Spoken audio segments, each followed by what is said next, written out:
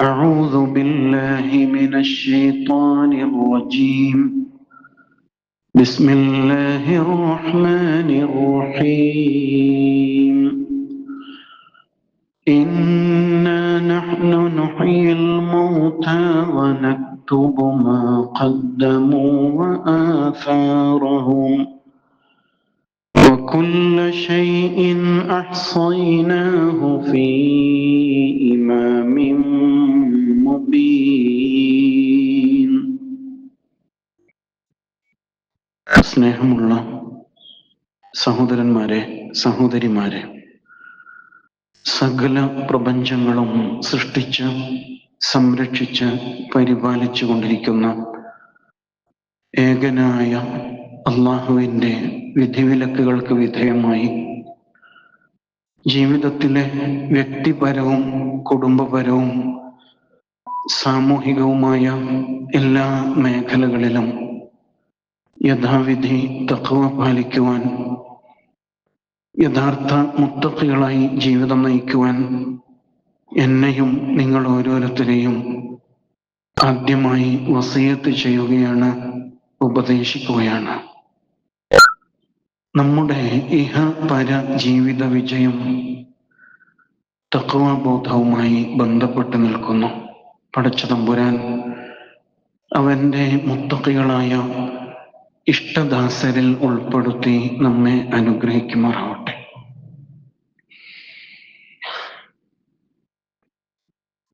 ഒരു വല്യമ്മയുടെ കഥയുണ്ട്. ആ വല്യമ്മ ഒരു കുന്നിന്റെ മുകളിലായിരുന്നു താമസിച്ചിരുന്നത്. എല്ലാ ദിവസവും കാലത്ത് വല്യമ്മ വെള്ളമെടുക്കാനായിട്ട് കുന്നിറങ്ങും. കയ്യില് 2 മൺകലങ്ങളുമായിട്ടാണ് കുന്നിറങ്ങിയിരുന്നത്. പക്ഷേ ആ 2 മൺകലങ്ങളിൽ ഒരെണ്ണം ഓട്ടക്കലമായിരുന്നു. എന്നാലും വല്യമ്മ എല്ലാ ദിവസവും വെള്ളമെടുത്ത് കുന്ന് കയറും. പക്ഷേ ഓട്ടക്കലത്തിലെ ഒരു തുള്ളി വെള്ളം പോലും വല്യമ്മയ്ക്ക് വീട്ടിലെത്തിക്കാൻ സാധിച്ചിരുന്നില്ല. എന്നാലും വല്യമ്മ 2 കലങ്ങളുമായിട്ടാണ് വെള്ളമെടുക്കാൻ പോവുക. ഒരു ദിവസം ഓട്ടക്കലം വല്യമ്മയോട് സങ്കടം പറഞ്ഞു. വല്യമ്മ, എന്തിനാണ് എന്നെ ഇങ്ങനെ ചുമന്ന് നടക്കുന്നത്?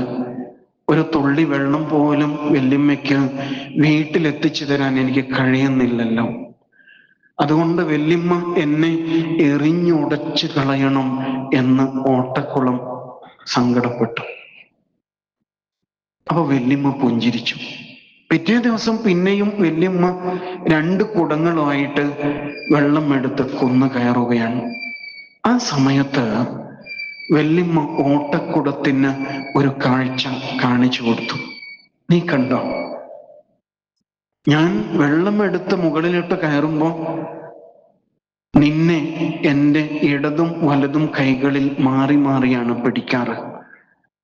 ഞാൻ നടക്കുന്ന ഇരുവഴികളിലും, ഈ വഴിയുടെ ഇരുവശങ്ങളിലും ധാരാളം ചെടികൾ നന്നായി വളർന്ന് പൂത്ത് കായ്ച്ച് ഫലങ്ങളുള്ളതായത് നീ കാണുന്നില്ലേ? യഥാർത്ഥത്തിൽ ഈ ചെടികളുടെ, ഈ പൂക്കളുടെ, പഴങ്ങളുടെ എല്ലാം ഉടമാവകാശം നിനക്കാണ്. നീയാണ് ഇരുവശങ്ങളിലുമുള്ള ഈ ചെടികൾക്ക് വെള്ളം നനച്ചുകൊണ്ടിരുന്നത്. നോക്ക്, ഇതില് ധാരാളം പൂമ്പാറ്റകളും വണ്ടുകളും വന്ന് തേൻ നുകരുന്നത് കാണുന്നില്ലേ? പക്ഷികള് ഇതിലെ പഴങ്ങൾ തിന്നുന്നത് നീ കാണുന്നില്ലേ എന്ന് വല്യമ്മ ഈ ഓട്ടക്കുടത്തോട് ചോദിക്കുന്നുണ്ട്. അതിനാൽ ഓട്ടക്കുടമേ, നീ ഒരിക്കലും ഒരു പാഴ്വേലയല്ല എന്ന് വല്യമ്മ ഓട്ടക്കുടത്തെ ബോധ്യപ്പെടുത്തി. ഓട്ടക്കുടം മനസ്സറിഞ്ഞ് പുഞ്ചിരിച്ചിട്ടുണ്ടാവും അല്ലേ? നിങ്ങൾക്ക് ഈ 2 കലങ്ങളില്, ഈ 2 കുടങ്ങളിൽ ഏത് കുടത്തെയാണ് ഇഷ്ടം? നല്ല കുടത്തിലെ വെള്ളം ഒട്ടും തോർന്നു പോകാതെ മുഴുവനും വല്യമ്മയുടെ വീട്ടിലെത്തിക്കുന്നുണ്ട്. പക്ഷേ ഓട്ടക്കുടം അങ്ങനെ അല്ലല്ലോ. പൊതുവെ നമ്മൾ ഇഷ്ടപ്പെടുക ഒട്ടും ചോർന്നു പോകാതെ പൂർണ്ണമായും ആ വെള്ളം വീട്ടിലെത്തിച്ചു കൊടുക്കുന്ന കുടത്തെയാകും. മറ്റതിനോട് പറയും നിന്നെ കൊണ്ടൊരു ഉപകാരം ഇല്ല എന്ന്. പക്ഷെ അങ്ങനെയല്ല സംഭവിക്കുന്നത്, അല്ലെ? നന്മകൾ ഊർന്നു വീഴുന്ന ഓട്ടക്കുടങ്ങളായി മാറണം. ജീവിതം മുഴുവനും നിരന്തരമായിട്ട് നന്മകൾ പ്രസരിപ്പിക്കപ്പെട്ടുകൊണ്ടേയിരിക്കണം. ഇതാ ഇങ്ങനെ ഒരാള് കുറ്റ്യാടിയിലൂടെ വഴിയോരങ്ങളിൽ നടന്നു പോയിട്ടുണ്ട് എന്ന് കാലം അടയാളപ്പെടുത്തട്ടെ. അതിനല്ലാതെ പിന്നെ എന്തിനാണ് ഈ ജന്മം? ആലോചിച്ചു നോക്കാം. വിശുദ്ധ ഖുർആനില് സൂറത്ത് യാസീനില് 12-ാമത്തെ ആയത്തില് അത് നമ്മെ വല്ലാതെ കൊതിപ്പിക്കുന്നൊരായത്താണ്. നിങ്ങൾ ഒന്നുകൂടി ആ ആയത്ത് പാരായണം ചെയ്തു നോക്കും. ഇന്നാ നഹ്നു നുഹ്യിൽ മൗത. പരലോകബോധമുള്ളവർക്ക് ഒരുപാട് സ്വപ്നം കാണാൻ, പടച്ചതമ്പുരാന്റെ കൂടെ ഒറ്റയ്ക്ക് ഇരുന്നിട്ട് ചിരിച്ചുകൊണ്ടിരിക്കാൻ കൊതിപ്പിക്കുന്ന വല്ലാത്തൊരായത്താണിത്. ഇന്നാ നഹ്നു നുഹ്യിൽ മൗത. നിശ്ചയം നാം തന്നെയാണ് മരിച്ചവരെ ജീവിപ്പിക്കുന്നത്. അവിടെ അവസാനിച്ചില്ല. വനക്തുബു മാ ഖദ്ദമൂ വആസാറഹും. ഇതാണ് കൊതിപ്പിക്കുന്ന വാചകം. വനക്തുബു, നാം രേഖപ്പെടുത്തുന്നു, മാ ഖദ്ദമൂ, അവരൊക്കെയും ചെയ്തു കൂട്ടിയ കർമ്മങ്ങൾ, വആസാറഹും, അവരുടെ കർമ്മഫലങ്ങളുടെ കാൽപ്പാടുകളും അടയാളങ്ങളും നാം രേഖപ്പെടുത്തുന്നു എന്നാണ് ഖുർആന്റെ പ്രയോഗം. മാ ഖദ്ദമു എന്ന് പറഞ്ഞാൽ ബോധപൂർവം, പ്ലാൻഡ് ആയിട്ട്, ആസൂത്രിതമായിട്ട് ഒരാൾ ചെയ്ത കർമ്മങ്ങൾ. നന്മയാകാം, ഒരുപക്ഷെ അത് തിന്മയുമാകാവുന്നതാണ്. പക്ഷെ ഒരു വിശ്വാസിയെ സംബന്ധിച്ചിടത്തോളം, പരലോക ബോധമുള്ള ഒരാളെ സംബന്ധിച്ചിടത്തോളം മാ ഖദ്ദമു എന്നത് വളരെ ആസൂത്രിതമായിട്ട്, ഒരുപാട് ആലോചിച്ചുറച്ച് ചെയ്തു കൂട്ടിയ സുഹൃതങ്ങളായിരിക്കും എന്ന കാര്യം ഉറപ്പാണ്, അല്ലേ? ഒരു വാക്ക് പറയുമ്പോ നമ്മൾ എത്ര ആലോചിക്കുന്നുണ്ട്? ഒരുപാട് ആലോചിക്കും. ഒരു അറിവ് മറ്റൊരാൾക്ക് പകർന്നു കൊടുക്കുമ്പോ, ഒരു കർമ്മം ചെയ്യുമ്പോ, ഇങ്ങനെ നമ്മിലൂടെ സംഭവിക്കുന്ന ഏതും ബോധപൂർവം നാം ചെയ്യുന്ന സുഹൃതങ്ങളാണല്ലോ. അങ്ങനെ മാത്രമാണ് ദാനധർമ്മങ്ങളായാലും എല്ലാം വളരെ ബോധപൂർവം സംഭവിക്കുന്നതാണ്.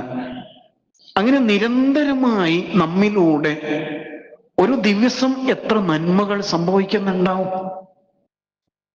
ഒരുപാടുണ്ടാവും. ഓർത്തിരിക്കാൻ സാധിക്കാത്ത അത്രയും നന്മകൾ നമ്മിലൂടെ സംഭവിക്കും. എന്നാൽ അതിനേക്കാളും നമ്മെ ത്രില്ലടിപ്പിക്കുന്ന ഈ ആയത്തിലെ ഹൈലൈറ്റ് എന്താണെന്നറിയോ? ആസാറഹും എന്ന പ്രയോഗമാണ്. അസർ എന്ന് പറഞ്ഞാല് അടയാളം എന്നാണ്. അല്ലെങ്കിൽ ഒരാൾ നടന്നു പോയാൽ അവശേഷിക്കുന്ന കാൽപ്പാട് എന്നാണ് അസർ എന്ന വാക്കിന്റെ അർത്ഥം. അതിന് പല തലങ്ങളുണ്ട്. ആസറ എന്ന് പറയുമ്പോൾ ഒരാൾ മുൻഗണന നൽകുന്നത്, അയാളുടെ പ്രയോറിറ്റി എന്താണ് എന്നുള്ളതാണ്. അതും അതിനോട് ചേർത്ത് നമുക്ക് വായിക്കാൻ പറ്റും. ആസാറഹും എന്ന് പറഞ്ഞാല് അയാൾ ജീവിച്ചു, ഈ ദുനിയാവ് വിട്ട് കടന്നുപോയി. പക്ഷെ എന്നിട്ടും അയാളെ ഓർത്തുകൊണ്ടേയിരിക്കാൻ കഴിയുന്ന ഒരുപാട് അടയാളങ്ങൾ അയാൾ ഈ ഭൂമിയിൽ അവശേഷിപ്പിച്ചിരിക്കുന്നു. അങ്ങനെ ജീവിക്കാൻ പറ്റും മനുഷ്യന്? അങ്ങനെ കഴിയുമത്രേ. ഒരാള് മറ്റൊരാളുടെ മുഖത്ത് നോക്കിയിട്ട് പുഞ്ചിരിക്കുമ്പോ ആരോടാണോ ചിരിച്ചത് അയാളുടെ മനസ്സിൽ ആ പുഞ്ചിരി അടയാളപ്പെടില്ലേ? പുതിയ ശാസ്ത്രത്തിന്റെ ഭാഷയിൽ പറഞ്ഞാൽ അയാളിൽ സെറാട്ടോൺ പോലുള്ള സന്തോഷത്തിൻ്റെതായ ചില ഹോർമോണുകൾ ഉൽപ്പാദിപ്പിക്കപ്പെടും എന്ന് പറയുന്നത്. അത് ശാസ്ത്രത്തിന്റെ ഭാഷയാണ്. പക്ഷെ റസൂലുള്ളാഹി സ്വല്ലല്ലാഹു അലൈഹി വസല്ലം നേരത്തെ തന്നെ മനസ്സിന്റെ ഭാഷയിൽ നമ്മോട് പറഞ്ഞിട്ടുണ്ട്, തബസ്സുമുക ബിവജ്ഹിഹി അഖീക സദഖ. സഹോദരന്റെ സഹോദരിയുടെ മുഖത്ത് നോക്കിയുള്ള നിന്റെ ഒരു പുഞ്ചിരിയില്ലേ, അതൊരു ദാനമാണ്. അത് അയാളുടെ നെഞ്ചകത്ത് നിന്റെ മനസ്സിനെ, നിന്റെ സ്നേഹത്തെ അടയാളപ്പെടുത്തി കഴിഞ്ഞു എന്നാണ്. അയാൾ എപ്പോഴും ചിരിക്കുന്ന ആളാണ്. അതുപോലെ മറ്റൊരാളുടെ മനസ്സിൽ നമുക്ക് കൂട്ടാൻ അത്രയും മതി എന്നുള്ളതാണ്. ഇങ്ങനെ അടയാളപ്പെടാനുള്ള അവസരങ്ങൾ ധാരാളമുണ്ട് എന്ന് മനസ്സിലാക്കേണ്ട അനന്തമായ സാധ്യതകളാണ്. നിങ്ങൾ ആലോചിച്ച് നോക്ക, ആ വല്യമ്മ എന്നോ മരണപ്പെട്ടു പോയിരിക്കാം. പക്ഷെ ആ വല്യമ്മ നട്ടുമുളപ്പിച്ച ചെടികൾ, അതിൻ്റെ വേരുകൾ, അതിൻ്റെ വിത്തുകൾ, അതിൽ നിന്നുണ്ടായ ഫലങ്ങൾ എത്രയോ പൂമ്പാറ്റകൾക്ക്, പ്രാണികൾക്ക്, വണ്ടുകൾക്ക്, പക്ഷികൾക്ക്, മനുഷ്യർക്ക് തന്നെയും കാലങ്ങളായിട്ട് പ്രയോജനപ്പെട്ടുകൊണ്ടിരിക്കുന്നുണ്ടാവും. ആസാറഹും, അതിൻ്റെ സാധ്യത എത്രയാണ് എന്ന് ആലോചിച്ച് നോക്കും. അപാരമാണ്. ഈ ഒറ്റൊരു വാക്കില് നമ്മൾ ഒരുപാട് നാളുകൾ ധ്യാനിച്ചിരിക്കണം. അതിന് മാത്രമുണ്ട്. ഒറ്റൊരു വാക്ക് വലിയൊരു ദിക്റാണ്. ആസാറഹും, എൻ്റെ കാലശേഷവും എൻ്റെ അക്കൗണ്ടിൽ, പടച്ചോന്റെ കിതാബില് നിലനിൽക്കുന്ന സുഹൃതങ്ങളായിട്ട് ഞാൻ മാറണം. അല്ലാഹു തആല അതിനു വേണ്ടിയാണ് മനുഷ്യ ശരീരത്തിൽ മുഴുവനും അടയാളങ്ങൾ സംവിധാനിച്ചിരിക്കുന്നു. ഒരു മുറിവിന്റെ കല എന്നല്ലേ നമ്മൾ പറയാം. കല എന്ന് പറഞ്ഞാൽ അടയാളമാണ്. പക്ഷെ അങ്ങനെയല്ല, മനുഷ്യ ശരീരം തന്നെ അടയാളങ്ങളാണ് അല്ലേ?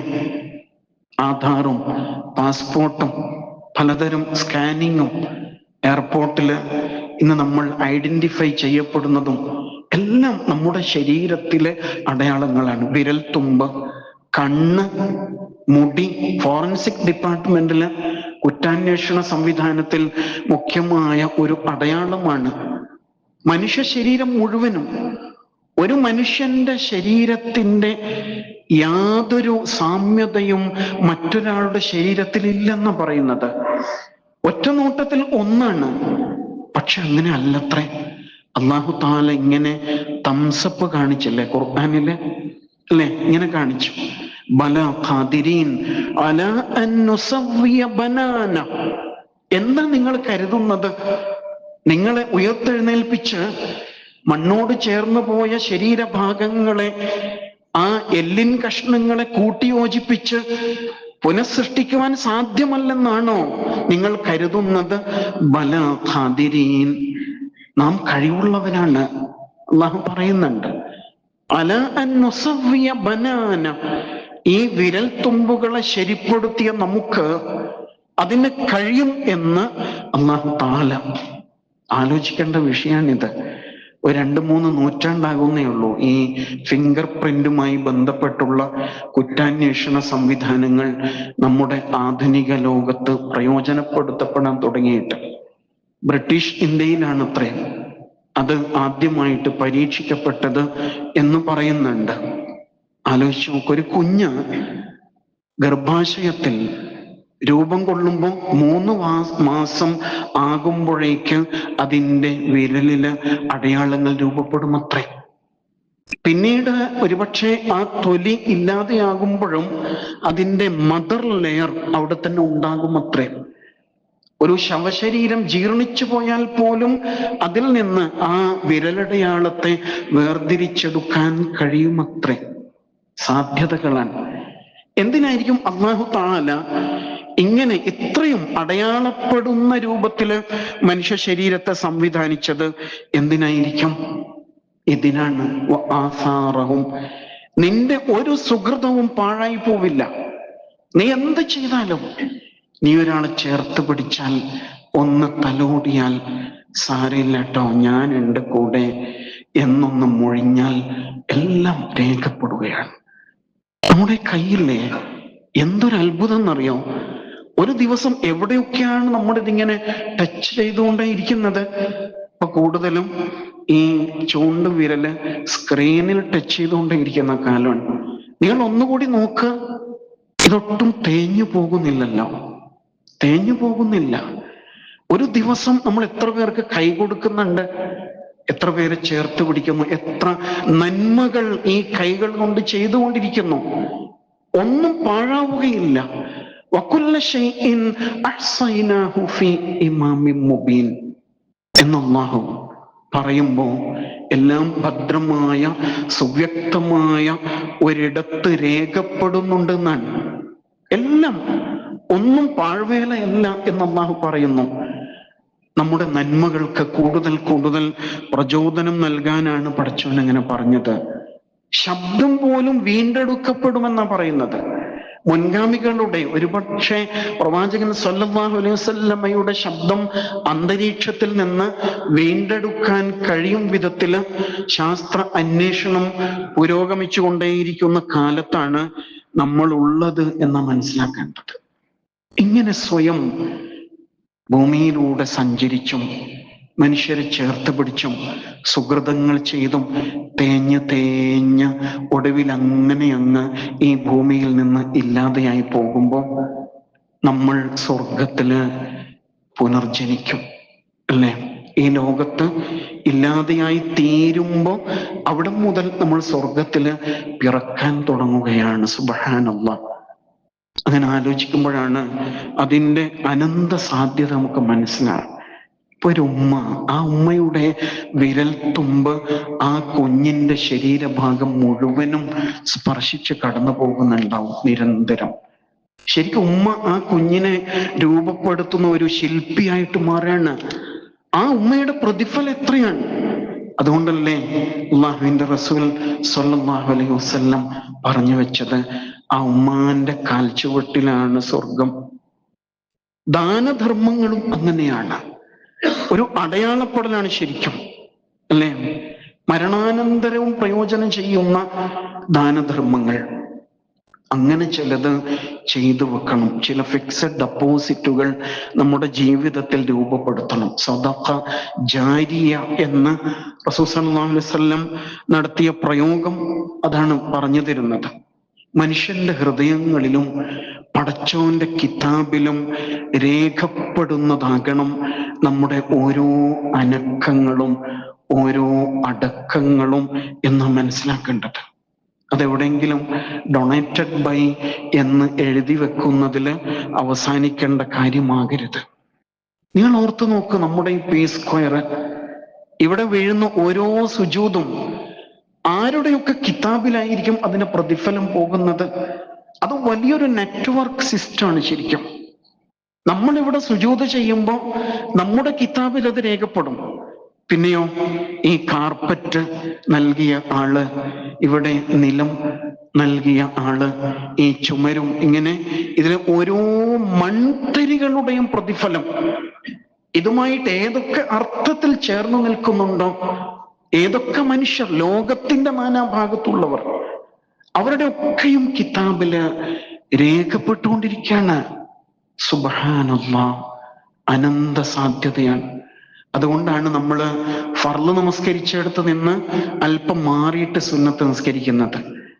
2 മുസല്ലയിൽ നമ്മൾ സുജൂദ് ചെയ്തതിൻ്റെ പുണ്യം, 2 ഇടങ്ങൾ നമുക്ക് സാക്ഷിയാകും വിധത്തില് അള്ളാഹുവിങ്കൽ അടയാളപ്പെടുകയാണ് എന്ന് മനസ്സിലാക്കാൻ പറ്റും.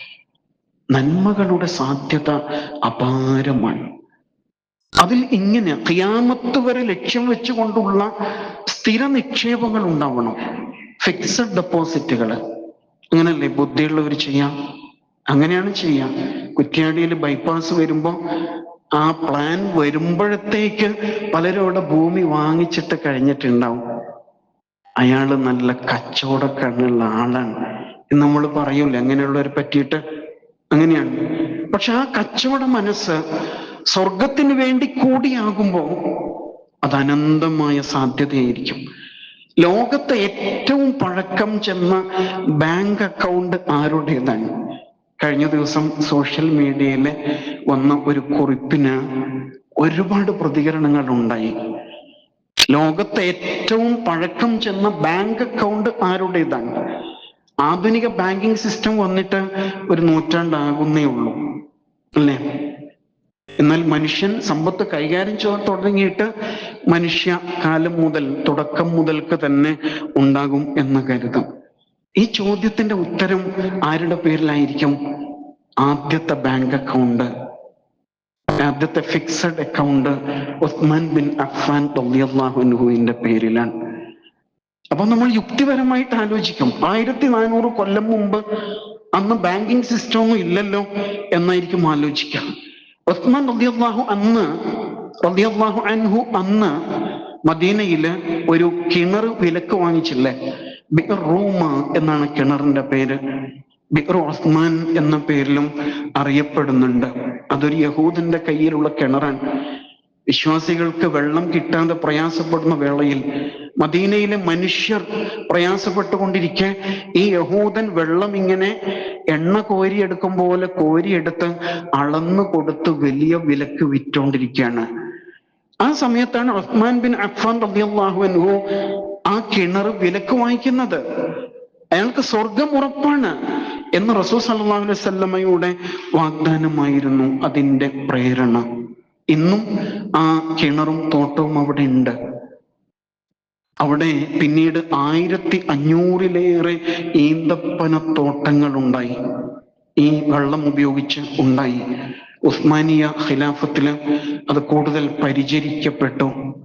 പിന്നീട് സൗദി ഭരണകൂടം വന്നപ്പോഴും അത് വളരെ നന്നായിട്ട് പരിചരിക്കപ്പെട്ടുകൊണ്ടിരിക്കുന്നു. അവിടെ നിന്ന് ലഭിച്ച ഈത്തപ്പഴങ്ങൾ വിൽപ്പന നടത്തിയിട്ട് പിൽക്കാലത്ത് എന്ത് ചെയ്തു എന്നറിയോ? അതിന്റെ തുക ബാങ്ക് അക്കൗണ്ടിലിട്ടു. പുതിയ കാലത്ത് അതിന്റെ ഒരു ഭാഗം, പകുതി ഭാഗം അനാഥ അഗതികൾക്ക് വേണ്ടിയിട്ട് പ്രയോജനപ്പെടുത്തുന്നു, ബാക്കി ഭാഗം അക്കൗണ്ടിൽ തന്നെ കിടക്കാണ്. പിന്നീട് എന്ത് സംഭവിച്ചു? ഈ ക്യാഷ് ഉസ്മാൻ ബിൻ അഫ്ഫാൻ റളിയല്ലാഹു അൻഹുവിന്റെ പേരിലാണ് അക്കൗണ്ട്. ദുനിയാവിൽ ജീവിച്ചിരിപ്പില്ലാത്ത ഒരാളാണ്. എന്നിട്ട് ആ പണം ഇങ്ങനെ കൊന്നുകൂടിയപ്പോ പിന്നീട് ഗവൺമെന്റ് അത് ഉപയോഗിച്ചിട്ട് മദീനയിൽ ഒരു ഭൂമി വാങ്ങി അവിടെ ഒരു സ്റ്റാർ ഹോട്ടൽ പണിതു. ഇപ്പൊ അവിടെ അതിന് വലിയ വരുമാനം ഉണ്ടായിക്കൊണ്ടിരിക്കുകയാണ്. 5 കോടി റിയാലാണ് അതിന്റെ വാർഷിക വരുമാനം. ഉസ്മാൻ ബിൻ അഫ്ഫാൻ റളിയല്ലാഹു അൻഹുവിന്റെ പേരിലാണ് ഹോട്ടല്, അതിന്റെ ഭൂമി, അതിന്റെ അക്കൗണ്ട്, ആ പണം ചെന്ന് ചേരുന്ന ഒക്കെ അങ്ങനെയാണ്. ആലോചിച്ച് നോക്കൂ. നമ്മൾ പലപ്പോഴും പറയും അള്ളാഹുവിന്റെ മാർഗത്തിൽ ചെലവഴിച്ചാല് അത് പരലോകത്താണ് വളരുക. തീർച്ചയായിട്ടും അങ്ങനെയാണ്. അന്തിമമായിട്ട് ഉഹദ് മലയോളം വളരും എന്നൊക്കെ ഹദീസിലുണ്ട്.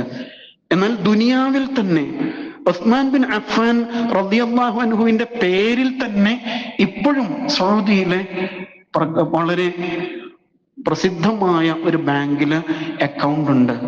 ആ അക്കൗണ്ടിൽ പണം വന്ന് വീണുകൊണ്ടിരിക്കുന്നു. എന്താണോ ഉസ്മാൻ റളിയല്ലാഹു അൻഹു നിയത്ത് ചെയ്തത് ആ മാർഗത്തിൽ അത് ഇപ്പോഴും ചെലവഴിക്കപ്പെട്ടുകൊണ്ടിരിക്കുകയാണ്. ഇങ്ങനെ മരണത്തെ തോൽപ്പിക്കുന്ന ദാനധർമ്മങ്ങൾ, അതിനാണ് നമ്മൾ തീരുമാനങ്ങൾ എടുക്കേണ്ടത്. മരിച്ചാലും ആ സുഹൃതങ്ങൾ ദുനിയാവില് നിലനിൽക്കുന്നു എന്നതാണ്. ഈ ഒരു മാനസികാവസ്ഥയിലുള്ള നിക്ഷേപങ്ങളാണ് മാ ഖദ്ദമു വ ആസാറഹും, അവർ ചെയ്ത സുഹൃതങ്ങളും അവരുടെ അടയാളങ്ങളും എന്ന് വിശുദ്ധ ഖുർആൻ ഉണർത്തുന്നത്.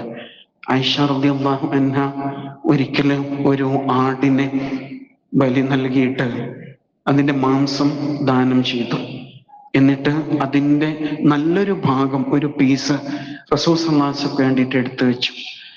അവിടുന്ന് വന്നപ്പോ ആയിഷ റളിയല്ലാഹു അൻഹ വിശേഷം പറഞ്ഞു, ഞാൻ ഇങ്ങനെ ചെയ്തിട്ടുണ്ട്, എന്നിട്ട് ഞാൻ അങ്ങയ്ക്ക് വേണ്ടിയിട്ട് നല്ല ഒരു പീസ് എടുത്തു വെച്ചിട്ടുണ്ട്. അങ്ങനല്ലേ പൊതുവെ വീട്ടുകാരികൾ ചെയ്യാം. ആഹാ, എന്താ ബാക്കിയുള്ളതെന്ന് ചോദിച്ചപ്പോ പറഞ്ഞതാണ്. അപ്പൊ റസൂൽ സല്ലല്ലാഹു അലൈഹി വസല്ലമയുടെ മറുപടി എന്താണ്? ആയിഷ, നീ എടുത്തു വച്ചതല്ല, നീ ചെലവഴിച്ചത് എന്താണോ അതാണ് ബാക്കിയായത് എന്നൊരു പ്രയോഗം റസൂൽ സല്ലല്ലാഹു അലൈഹി വസല്ലം നടത്തി. നീ എന്താണോ ചെലവഴിച്ചു കഴിഞ്ഞത് അതാണ് ബാക്കിയായത്, അള്ളാഹുവിങ്കൽ ശാശ്വതമായിട്ട് നിലനിൽക്കുന്നത് എന്നൊരു വാക്ക് പറയുന്നത് കാണാം. അതിനാൽ ഈ ഒരു ആയത്തിന്റെ സാധ്യത നമ്മുടെയൊക്കെ മനസ്സിൽ നിറഞ്ഞു നിൽക്കണം. എനിക്ക് ഈ കുഞ്ഞു ജീവിതം കൊണ്ട് ഏതൊക്കെ വിധത്തിലാണ് അള്ളാഹുവിങ്കൽ അടയാളപ്പെടാൻ കഴിയുക എന്ന് ചിന്തിച്ചുകൊണ്ടേയിരിക്കുക. സുഹൃതങ്ങളായിട്ട് ആ വല്യമ്മയുടെ ഓട്ടക്കുടം പോലെ നന്മകൾ ചോർന്ന് ചോർന്ന് അള്ളാഹുവെ പ്രാപിക്കുവാൻ മുന്നൊരുക്കം നടത്തുക. അള്ളാഹുവെ അതിനുള്ള തൗഫീഖ് നൽകി ഞങ്ങളെ അനുഗ്രഹിക്കണേ നാഥ.